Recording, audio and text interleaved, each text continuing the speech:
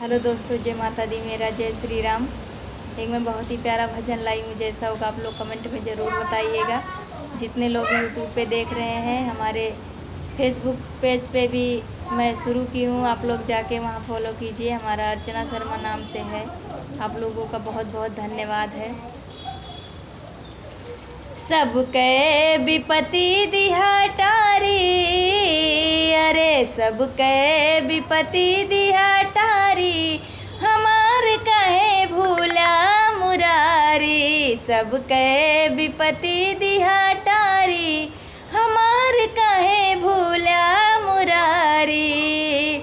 भूला मुरारी कहे भूला मुरारी, भूला मुरारी कहे भूला मुरारी। सबके विपत्ति दिहा टारी, हमार कहे भूला मुरारी।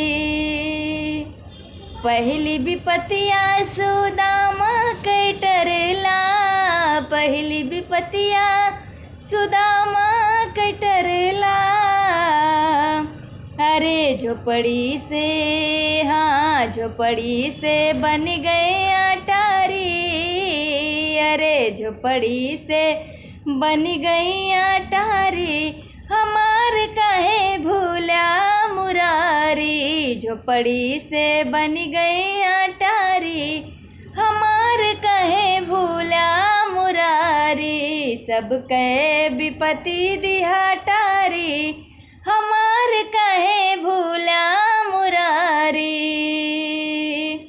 दूसरी विपत्तिया अहिल्या कटार्या, दूसरी विपत्तिया अहिल्या कटार्या।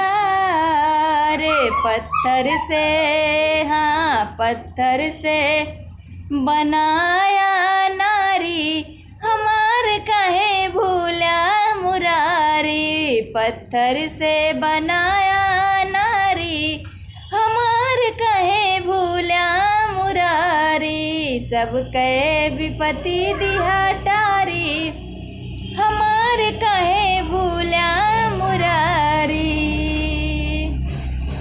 तीसरी विपत्तिया द्रौपदी कटरला, तीसरी विपत्तिया द्रौपदी कटरला। अरे जिनकर, हाँ जिनकर बढ़ाई दिहा साड़ी, अरे जिनकर बढ़ाई दिहा साड़ी, हमार कहे भूला मुरारी। सबके विपत्ति दिहा टारी,